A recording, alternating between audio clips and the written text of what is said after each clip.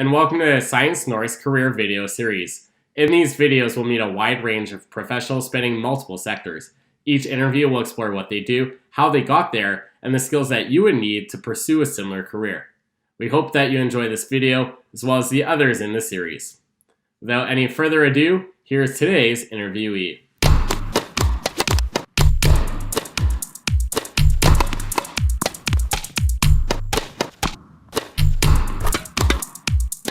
All right, so we've got a new guest for us today. Alex, do you want to introduce yourself and tell us more about your job?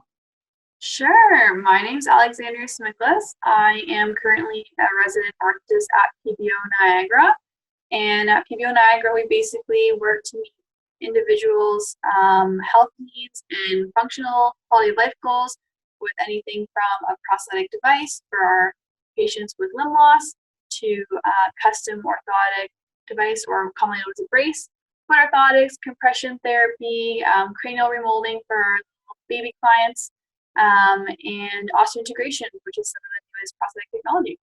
So with your position that you do, what are some of your responsibilities in your role?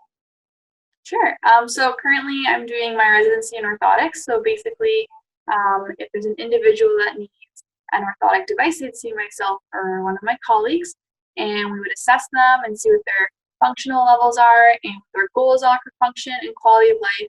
And then basically what we do is, if we're doing a custom device, we would cast them. So it's the same kind of material that you would use if you fractured your limb. We cast them to get an impression of what their limb would look like, some measurements, and then from this, we fill it with plaster to get a positive model of their leg and a plaster, and then from that, we design a device for them that's going to help them meet their goals and do what they want to do day to day.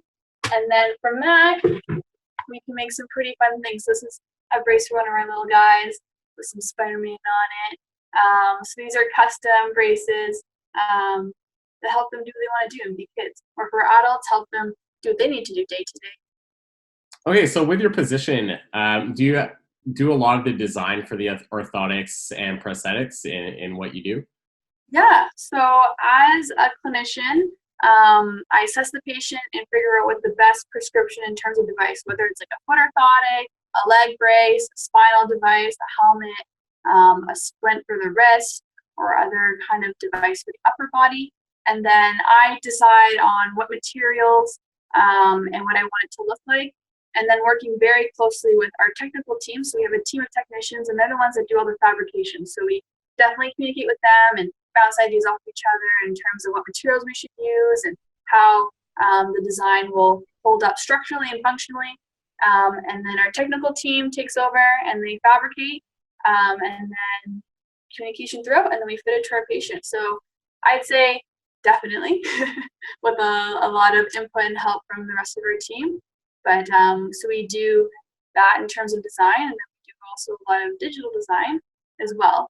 If we're looking at any of those options in terms of obtaining a capture of the shape of the limb or doing any 3D printed devices, which is something that we started doing the last year. So definitely.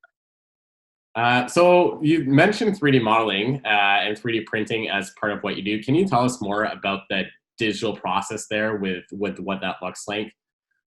Sure. So I actually use a lot of digital technology in my job. So one of my big group of patients are little babies from the age of 4 to 12 months old, and I work with them for cranial remolding, which is basically when they need a little bit of help in terms of their head shape. For various reasons, sometimes they have a little bit of flat or an area that needs a little bit of help in terms of helping their heads become more round. So in order to do that, we actually scan their heads. So the traditional way, similar to this, would have been the plaster to create a shape, but we definitely moved away with that with technology. So we actually use 3D scanners to capture the shape of their little heads, and then we use that actual shape capture digitally to take all of our measurements, so we don't have to actually do it directly on the baby's head anymore.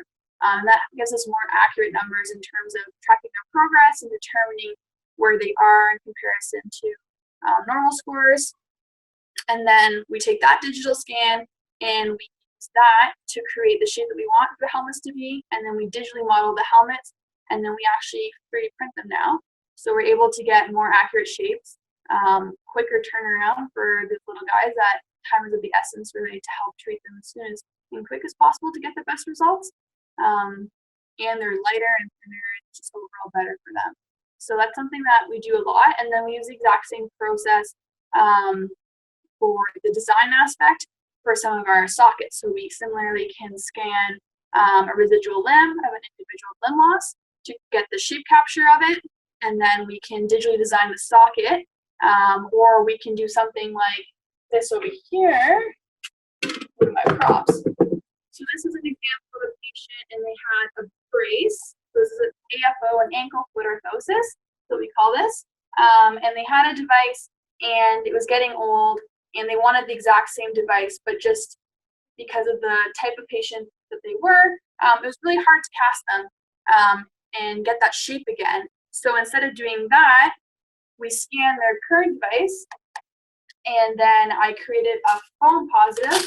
So this is carved. So we take the digital scan, send it out to a carver, and then we made a new device, which is what's on the outside now, to replicate their old device. So we can similarly do that with prosthetics as well, where the foam positive would be like a residual limb, and then we create a socket around it.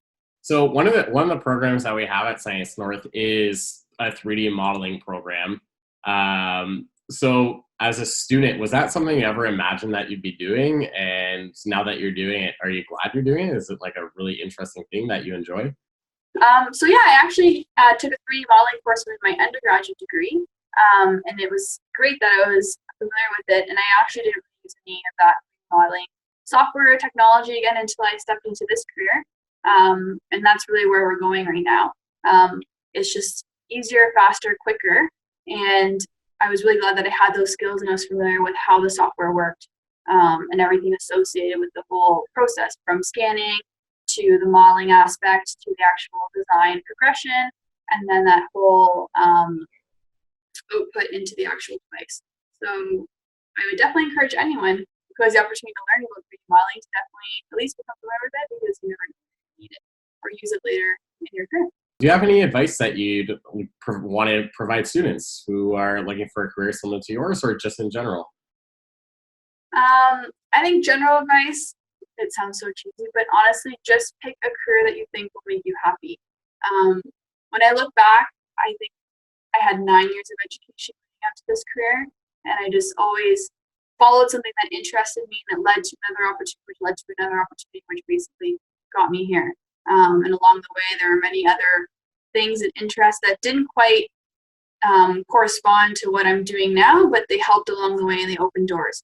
And really, just don't be afraid to contact people that are in the industry that you're interested in, to ask them questions and get informed, because that's honestly how it started for me. I was in school and I was watching a prosthetist on TV fitting a prosthetic limb, and I was like, that's cool. And I called our local prosthetist and asked if I could talk to him, and that's honestly how my entire career trajectory started, because I was just interested in something and someone was willing to talk to me about it. So that would be my piece of advice. Don't be afraid to ask, and just do it makes you happy.